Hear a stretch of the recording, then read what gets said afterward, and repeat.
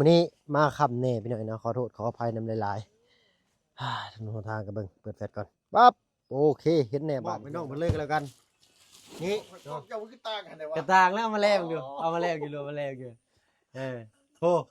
ชัดอันนี้อยู่ว่าอยู่เบิ่งพี่น้องเบิ่งเด้อขอโทษขออภัยมันสิชัดเด้อ สบายดี อาบน้ำอาบตัวโอ้ ครับทัวลุงเฮิมได้ยังมาฝากมาต้อนน้องเพิ่นมื้อนี้ ใจเด้อที่แม่ที่ฟังไทยมาสวยน้องขอให้อยู่ดีมีเฮงคอยร่ำคอยรวยความเจ็บใหญ่ใดความใครใหญ่มีไปทางใดมาไสขอสุขภาพแข็งแรง พี่น้อยเนาะตัดภาพตัดช่องมาใกล้สิฮอดจอดถึงบ้านน้องหัวแล้วพี่น้อยเนาะทางบ่อพึ่งเนาะมื้อนี้มาค่ำแน่พี่น้อยเนาะขอโทษขออภัยนำหลายๆถนนหนทางก็เบิ่งเปิดแฟลชก่อนปั๊บโอเคเห็นแน่บาดนี่พี่น้อยเนาะใส่ไฟฉายอันน้อยนี่บ่เห็นซับเนาะโทษบ่น่าเปิดไฟให้สว่างเลยพี่น้อยเนาะมันเห็นขี้ดมใครเนี่ยแต่บ่เปิดมันบ่เห็นใส่ละบาดเพราะว่าฝนตกเบิดมือพี่น้อยเนาะมื้อนี้ทางบ่อพึ่งเลยบ่ได้เข้ามาแล้วก็เพิ่นหังท่าลุงเฮิมอีกเพราะว่าเพิ่นออกมาบ่ได้เนาะจากบ่อนพักเพิ่นเนาะเพราะว่าฝนตกแฮง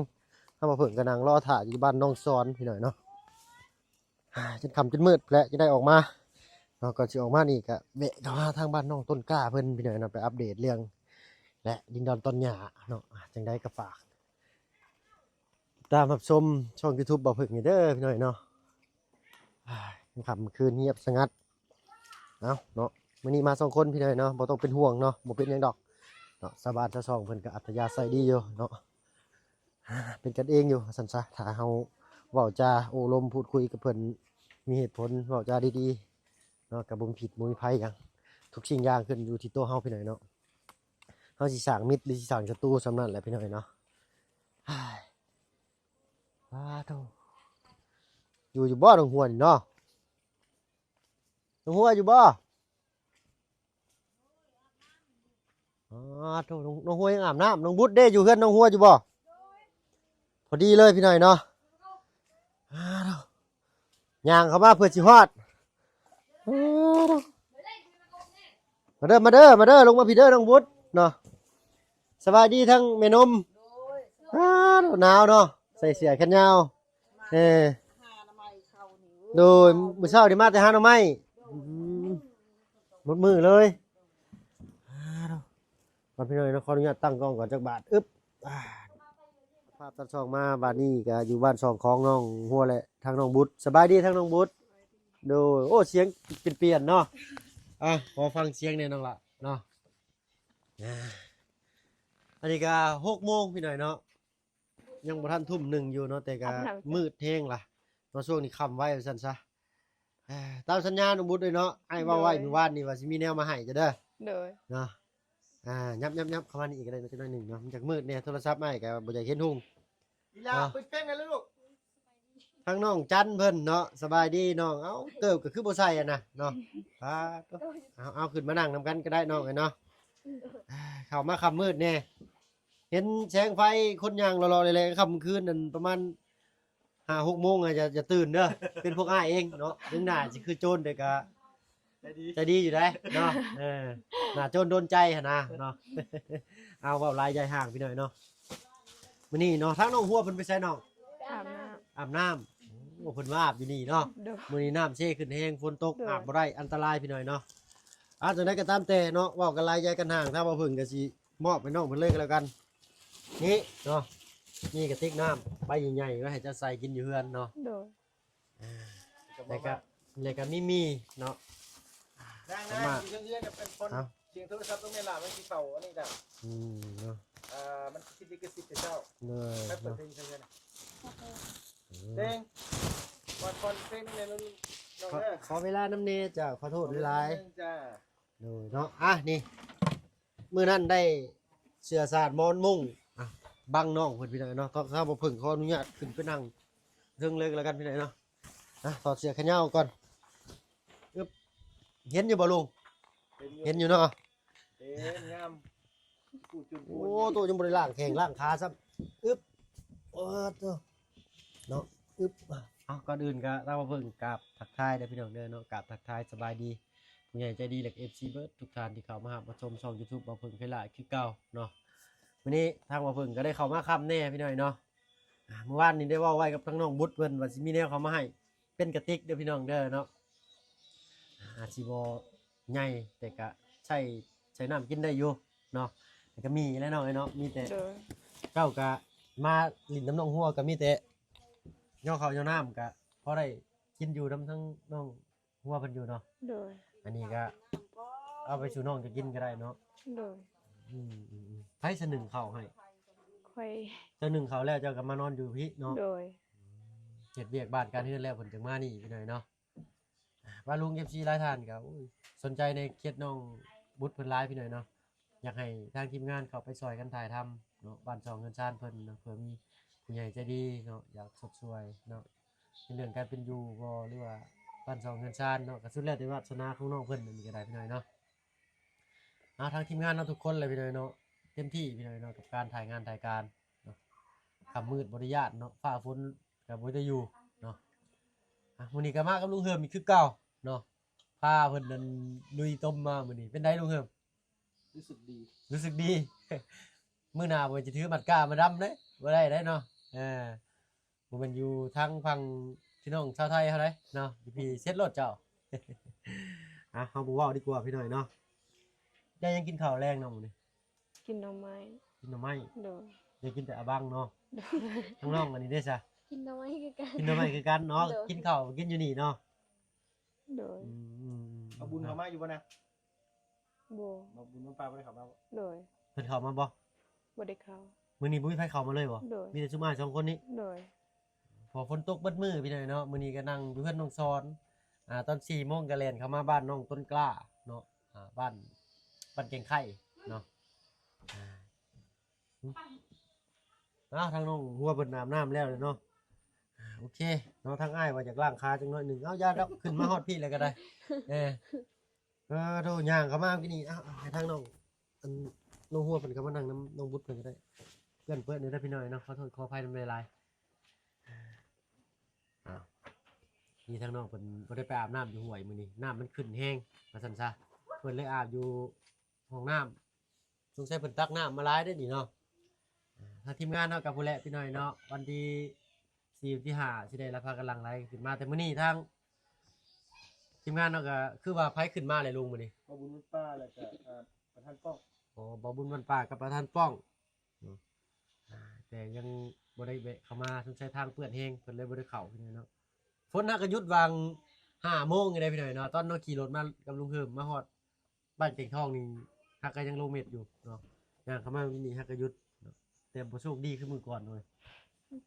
บ่มีรถไผผ่านเขาออกเลยผ่านก็มาบ่ได้ดอกเพราะว่าอ้ายมา2 คนเนาะ โดย ถ้ามาคนเดียวสิติดรถเพิ่นเข้ามานำอยู่เนาะลำบากเด้อลุงเฮิมเด้อ เนาะ ผ่านมากกว่านี้เยอะเนาะลุงเนาะเอานี่แหละพี่หน่อยเนาะ เจ็บมาเยอะ เจ็บมาเยอะเลยเนาะถึงไปคลอดไปดิ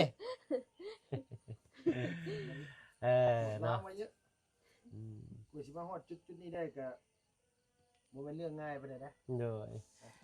น้ำในสนองเจ้ากินน้ำในไสซะ ตักน้ำซี ตักน้ำซีต้มอยู่บ่บ่ได้ต้มเลย โดย พุดกินน้ำเซบ่ชูเจ้าน่ะ โดย บ่แท้นะ แท้ สมมุติว่าน้ำขึ้นสิน้ำมันแดงๆเฮ็ดได้บัด น้ำฝนมันบ่ คันมีน้ำฝนก็กินน้ำฝนบ่มีน้ำฝนก็ตักเอาน้ำซี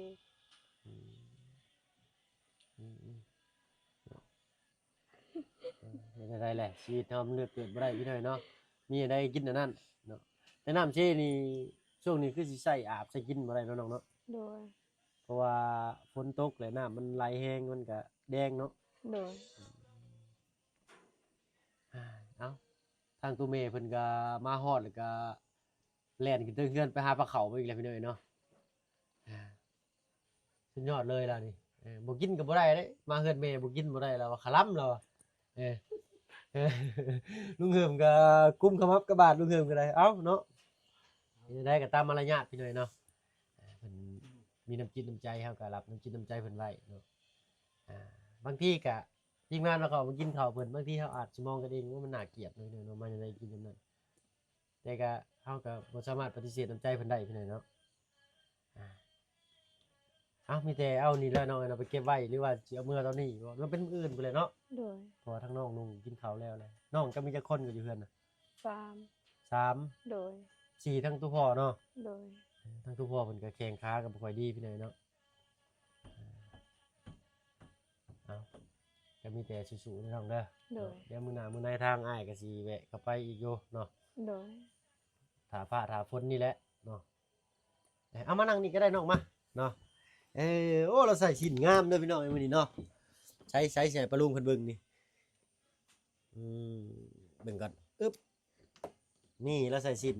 โอ้ชิ้นเต็มอย่างดีเนาะโดยสบายดีน้องโอ้ยตั้งอยู่นี่แหละกล้องก็ได้อย่าไล่ เพิ่นไล่ตา ไหนกันไหนกันปะ เด้อขอโทษขออภัยหลายๆพี่น้อยเนาะ แต่มันตรงนะขาฟังแล้วมันบ่ตรงบ่ได้ มันบ่ลุง เอียงเอ้ยนั่นแหละ ปาตุ เจ้าก็เอาตู้เป็นขานั่นลง โดย เออ ได้แล้วบ่ นั่นแหละนั่นแหละ เนาะเอาขอโทษขออภัยมันหลายพี่น้อยเนาะ นั่นแหละโอเค บางทีก็ คนคุมกล้องมาก่อนน่ะ โดยโอ้ขอบคุณทั้งลุงเพิ่มเวลาพี่หน่อยเนาะเนาะอันนี้ก็อ้อลึเนาะอันนี้ก็อ้อลึพี่หน่อยเนาะมื้อนั้นพี่หน่อยเนาะทางบ่าเพิ่งได้เข้ามาตอนมืดๆก็มี FC ท่านหนึงเพิ่นคอมเมนต์โอ้ยไผศาสตร์ใส่นี่อ้อลึเนาะเพิ่นทางบ่าเพิ่งก็อ่านทุกคอมเมนต์เด้อพี่น้องเด้อเนาะมื้อนี้ทางลุงเพิ่มได้ของอยู่ของกินเข้ามานำพี่หน่อยเนาะก็มีแต่ให้ทางลุงเพิ่นตั้งเลยแล้วแหละซะเพื่อเป็นการบ่เสียเวลาเนาะเดี๋ยวได้นี่ กล้องข่อยกล้องเจ้ามันคือต่างกันได้วะ กระต่างแล้วเอามาแลกอยู่เอามาแลกอยู่เอามาแลกอยู่โอ้ชัดอันนี้อยู่ว่าอยู่เบิ่งพี่น้องเบิ่งเดี๋ยวขอโทษขออภัยมันสิชัดกว่ากันได้แต่กล้องเขาบ่เพิ่งนี่ยังมืดๆแน่เนาะเพราะว่ามันบ่มีแสงคือว่ามันบ่ได้เลยเนาะถามหาอันโคมไฟนำเบาน้อยก็บ่มีเพิ่นก็ได้เพิ่นใส่ไปหาอยู่หากินอยู่เนาะมีแต่สิจะได้ให้ทั้งน้องเพิ่นเขาว่าสิย่อเข้าก็ให้เพิ่นหาแล้วแหละเนาะ อยู่อาที่ เพราะว่าอัน แม่จะไป มัน จะ ก็ ไป สิเป็นการบ่เสียเวลาเนาะ ตั้งแม่ยังที่หนึ่งเข้าอีกบ่ ไปสมัยหนึ่งยามนี่เนาะ โอ้พี่หน่อยเนาะเอาให้ทางลูกเพิ่มเป็นตั้งเลยเนาะพี่หน่อยเนาะจะเป็นการบ่เสียเวลานำกันเลยก็ได้ อ๋อตกเขากล้องยามมื้อคืนนี่งามคักอีหลีเนาะโอ้ย ต่างกันได้พี่หน่อยเนาะเบิ่งเอาโทรศัพท์เจ้ามาแลเบิ่งกล้องให้ดูใช่เปิดเลยเด้อต่างกันแบบว่าแบบผ้ากับมีดแล้วนะว่าง่ายซะว่าผ้ากับหิวมันก็สิเกินไปเนาะเอาผ้ากับมีดซะเนาะคมก็คมบ่คมอ่ะนะ สบายดีเด้อนังเด้อ สบายดี อาบน้ำอาบตัวโอ้ ครับทัวเอาใจเย็นๆด้วยค่อยบ่ญาติเว้าดอกเนาะเบิ่งทางอ้ายไปหาเกิบก่อนเนาะหาเกิบไปล้างขาก่อนดุยขี้ต้มมาเมื่อกี้นี้เนาะอึ๊บขอโทษด้วยน้องเด้ออึ๊บใช่ล่ะว้าโตมีน้ำอยู่เนาะน้องเนาะ อาบน้ำมาใหม่ๆยังบ่ทันได้แต่งตัวเลยบ่นั่นน่ะยังบ่ได้ทาครีมทาหยังเลยอ๋อตัวพี่น้องเลยน่ะก็จะยังใสปานนี้มันแต่งยังสิงามหน้าน้องจันยังคักขาวจุนพูนอยู่โอ้บุดก็บ่แพ้ไปได้บุดเด้อตัวก็ได้มีแต่คนงามๆเนาะมื้อนี้เนาะพี่น้องเอ้ยกับทำตอนแรกเพราะว่ามื้อนี้ ติดขี้ต้ม ถ้าลุงก็บ่ได้ออกไปใส่เลยเพราะว่าฝนตกแห้งแล้วก็มันลิ้นมืดก็เลยไปใส่มาใส่บ่ได้ก็บ่ไล่เพิ่นบ่พามาเพิ่นอยู่ห้องเพิ่นว่าฝนตกฟ้าลงเลยสิไปเฮ็ดหยังว่าซั่นน่ะโอ้บ่ไปบ่ได้เด้อ บัตรเขาได้เนาะเจ้าก็ได้ โอ้ยแม่นบ่เข้ามาบ้านน้องหัวนี่คือที่ไหนผู้พี่น้องเอ้ยมันคือสิเป็นอันนอนบ่รับ ชั้นบ่ลุง เอาอีหลี ปานนั้นหรื เค อย บ่ มา เดี๋ยว เด้ นี้จ้ะ ฮะ ปานนั้นหรือบ่จ้ะ มันเคยมา ชั้นบ่ลุงเอา อีกอย่างก็บ่มีคลิปลงอะไรพี่น้องจังได๋สิว่าโอ้ย ได้ จะมาบ่นั่นบ่นี่เด้อสิว่าเลยเนาะ เนาะก็ตามหน้าที่เฮาแหละคือว่าเฮาก็ พอดีว่าได้รับมอบหมายมาแล้วได้เฮาก็ไปตามนั้นพี่หน่อยเนาะ นี่ครับกินข้าวเมื่อกี้นี่ก็ได้ซื้อกับของมาฝากอีหล่าเพิ่น เลย กินข้าวยังไงกินแล้วข้าวล่ะ กินแล้วกินน้ำมัน พอดีเลย อาจารย์จัด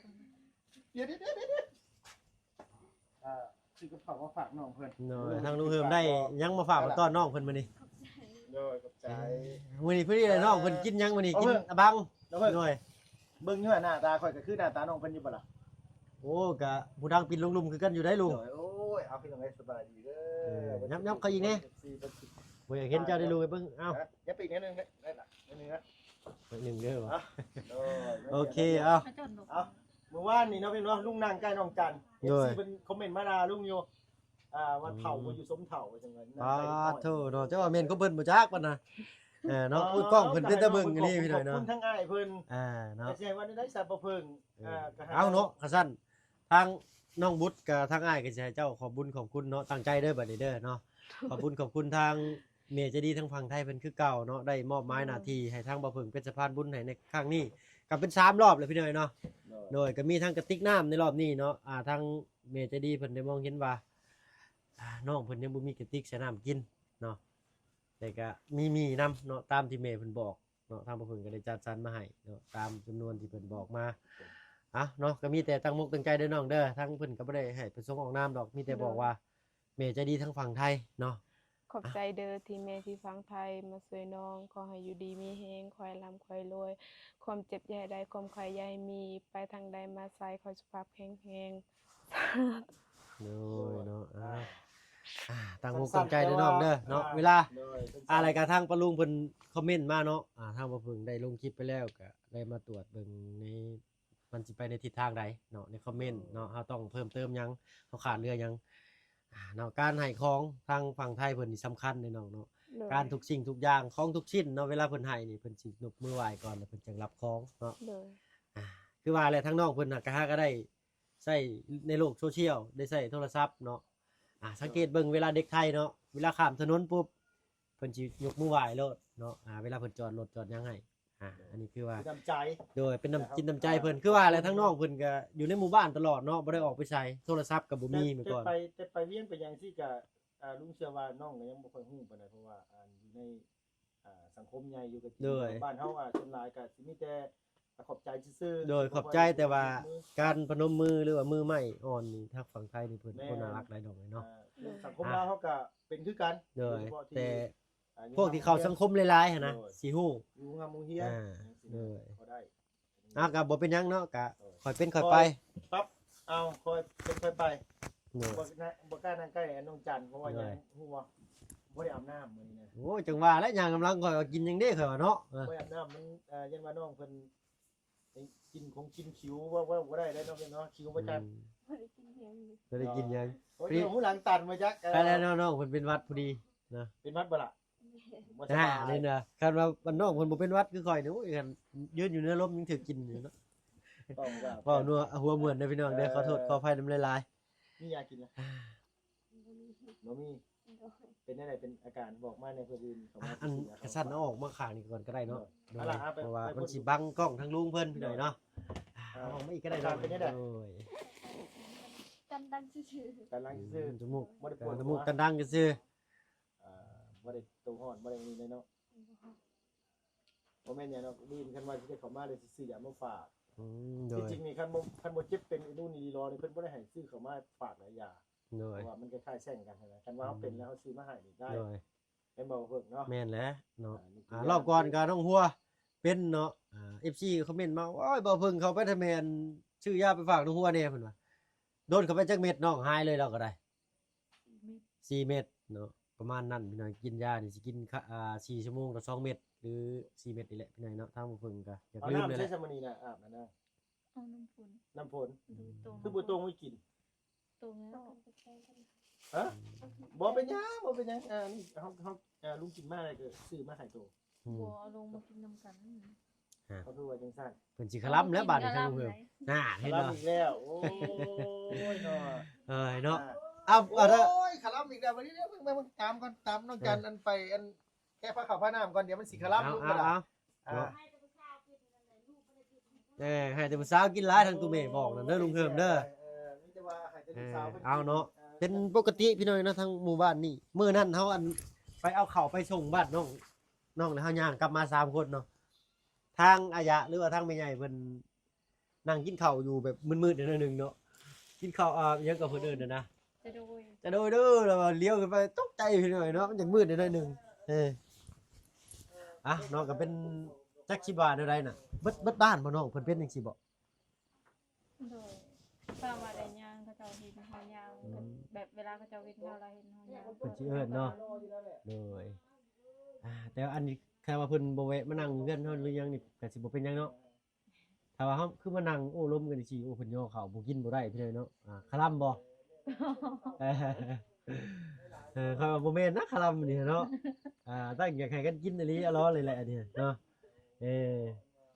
คลำได้ทางตัวแม่ได้ยินคำนี้เนี่ยตกใจมื้อน่ะเนาะโอ้ตกใจข่อยคลำบ่นี่ว่าพี่แท้ก็เป็นคนอุบายเพิ่นพี่น้อยเนาะเพื่อผมบ่ให้เป็นการเสียน้ำใจว่าซั่นซะได้กินยังบ่กินต้นตีนเป็ดเนาะนะดอกตีนเป็ดนะดอกไม้เลยดอก แม่ เหม็นบ่จ้ะวะหอมบ่จ้ะว่าหอมบ่น้ำบุดว่าหอมบ่ คิว คิ้วเนาะต่างคนต่างคือกันเลยเด้อเอามื้อนี้ก็สิมาถามความรู้สึกในไผที่ได้ถึกกินดอกตีนเป็ดนี้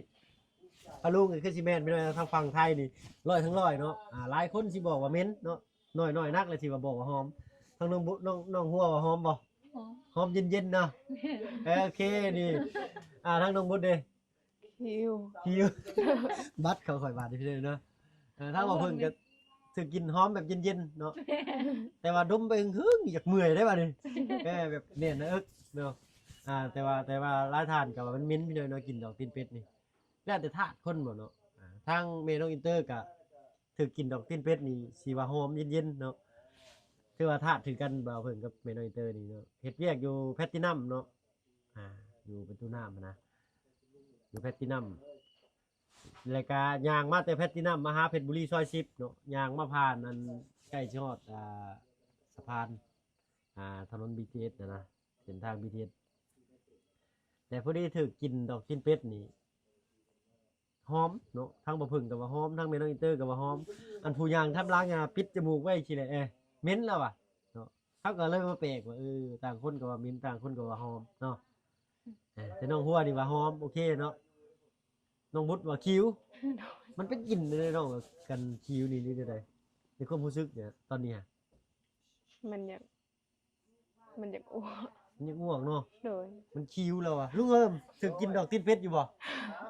ถึงกินดอกตีนเป็ดอยู่บ่อายปากบอกเพื่อนรู้สึกว่าอากาศเย็นเฮ็ดยังกันนะเถอะ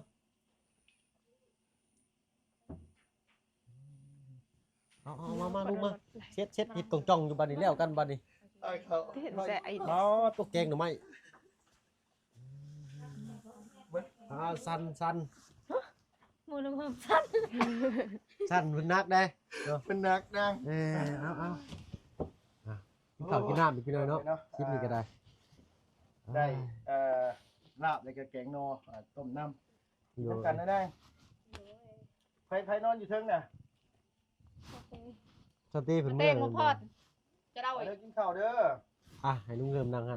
จ้า ยับเข้ามาอีกนิดนึงก็ได้น้องหัวเยี่ยมทั้งน้องนะเข้ามาอีกเนาะโดยทั้งน้องอันจันเข้ามาอีกโดยเนาะเอาเนาะบรรยากาศยามค่ำเนาะลุงเริ่มก็ ดิบเหรอถ้ากูบอกว่าเพิ่นเอาสุกน่ะ เด้อนี่เด้อน้องบุตรเด้อลุงเนี่ยไว้ใส่เลยก็เอาไว้เนาะ โดย อันลาบนี่ดิบมันบ่หมดดิบก็ล่ะบ่ได้ยังว่าสิโตกินน้ำบ่ได้คั่วกันบ่ น้องสุดแล้วได้เด้อ ได้ปะ ได้ กินได้ปะ เจ้าบุญญาณบ่น้องบุตร กินได้บ่ ดิ ได้ บดิ กินได้อยู่บ่ลาบลาบแบบนี้กินได้ปะ เอาแบบซุกบ่เลยเนาะ ได้อยู่เนาะ ข่อยน้องเพิ่นมาได้ข่อยก็สิได้น้องเพิ่นได้พี่น้อยเนาะ ไปพอเพิ่มไปเข้ากันไป บ่เพิ่งก็บ่กินดิบ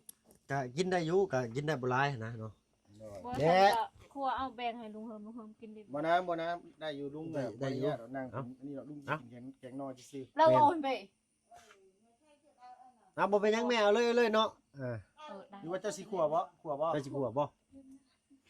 เอาให้ทางน้องไปขัวก็แล้วกันพี่น้อยเนาะ กันละเสร็จ ขัวบ่นั่ง พอ เจ้าซิมึงอยู่ค่ะ จัด มันดิบบ่ เนาะเพิ่นบ่กินดิบเพิ่นเลยว่าบ่กล้าชิมนี่แม่นแล้วพี่น้อยเนาะแต่ว่า ขัวได้นั่ง แต่เพราะว่าทางน้องเพิ่นบ่อยาก เอาไว้ ให้ เอาไว้ เสียเวลานะเนาะน้องเพิ่นเกรงใจเลยบ่กล้าเว้าเนาะโอเคทางน้องบุตรสิไปกูอุ่นบ่ ไปเอาน้ เนาะไม่อยู่น้ำคออันให้ทางลุงเหือปลดไม้ให้ลุงเหือโอเคโดยมันใกล้เลยจะมันตัดแล้วมันสิตัดไปเลยนะเนาะ ตัดไปเลยบ่ โดยพอมันก็ของพระราชทานได้นี่ฮะ โอ้ ของทางบ่บุญเพิ่นสมบัติเพิ่นได้มอบให้ว่ารักษาเป็นอย่างดีเนาะแต่ว่าอัน ปลาวะ บ่บุญสารวัตร อ๋อ เนาะโอ้บ่บุญบ้านป่าเพิ่นมีอีกตัวหนึงเนาะโอ้ยปั่นกันเข้านํมาเลยเนาะทางน้องจันพี่ช่างก็อันบ่แม่นจันกังโกบบ่น้องบ่แม่นบ่ โอ้ย บ่แม่นชาวจันกังโกบเนาะโอเคเอาหยอกน้องมันชื่อเด้อพี่น้องเด้อ โอ้ตัวมาแล้วก็หอมอยู่เด้อเพิ่น เด้อ เอาแม่นางกินได้ล่ะ เอาลุงนั่ง โดยนั่งน้ำกัน อะไรนั่งนะเว้ายากแท้อันลุงนี่เนาะ จูดเข้าไปนะ เอาให้ผู้ใหญ่จ้ำก่อนนิดหน่อยตามหลังพี่หน่อยเนาะ ว่าสั้นใดจักไผน้อยจักไผใหญ่ได้อยู่ในนี่ซ้ำกันเบิดได้ ช้ำใช่เจ้าใหญ่เด้ ใหญ่ก็ใหญ่จะโตคนนี้เลยเอ้ยยุคข่อยพร้อมเนาะ โดยเอาเนาะลงมือไหมน้องชิมมึงอยู่หั่นลาบก้อยซอยแซ่แซ่บอยู่บ่ นี่แหละอ่ะ อืม ยับเข้าอีกยับเข้าอีก ข่อยก็ว่าข่อยบ่ได้หิวข้าวบ่ได้พี่น้อยเนาะเพราะอันเห็นปลาเข้าเลยก็ยากเนาะไปห้านเจลุมดีมื้อนี้ก็เพิ่นก็ท่วง แม่มาเพิ่งมาแม่ข่อยซื้อมาเพื่อนี่เนี่ยเพราะว่าหยังข่อยกินแล้วข่อยถามเจ้าอยู่ว่าเจ้ากินหยังบ่เจ้าว่าบ่ไปหากินนี่พุ่น ชั้นบ่ลูก อยู่ห้องพี่น้องแต่ว่ามาแวะห้องเพิ่นน้องหัวก่อน โดย มาเด้อผู้อยู่เทิงเด้อกินข้าวเด้อ มาเด้ออันแม่นมโธ่เนาะตั้งแต่เข้ามายังบ่เคยได้กินข้าวห่วมผ้าน้ำแม่เพิ่นจักเทื่อ แม่เราสงสัยแม่เราอยากอายบ่ซั่นเราก็คลำ จุดเสร็จแล้วคลำเนาะ แม่นบางคน บ่เคยอยู่เทื่อหนึงเนาะเพิ่นนั่งกินน้ำนี่แหละกินมื้อเดือยบ่แม่นเอาเนาะจักมื้อน่ะสิมีโอกาสได้นั่งกินข้าวห่มผ้ากินปลาห่มดีกินกล้วยห่มวี มื้อ นำ นั้น ตัว บ แม่ อก เพิ่ แม่ นอ จะ ยู่ พากิน พี่ ได้ น้อยเนาะ พากินได้แล้วก็กินปะคือเก่าแล้วบอกว่านี่ข่อยก็ว่าสิได้กินข้าวน้ำเน่าแหละมื้อนั้น เอาคันซั่นเนาะทางบ่าวเพิ่งเคยลาก็สิขอตัวลาลงแล้วพี่น้อยเนาะพบพรคลิปหน้าเด้อพี่น้องเด้อขออนุญาตกินข้าวคำใหญ่ๆก่อนบัดนี้เนาะโดยลาแล้วพี่น้อยเนาะไปเบิดสุขทุกคนโดยเนาะ ขอบคุณเขามาชมช่อง YouTube บ่าวเพิ่งเคยลาคือเก่าเนาะสำหรับคลิปนี้อยู่ดีมีแฮงเบิดสุขทุกคนพี่น้อยเนาะลาแล้วเนาะสบายดีจ้ะ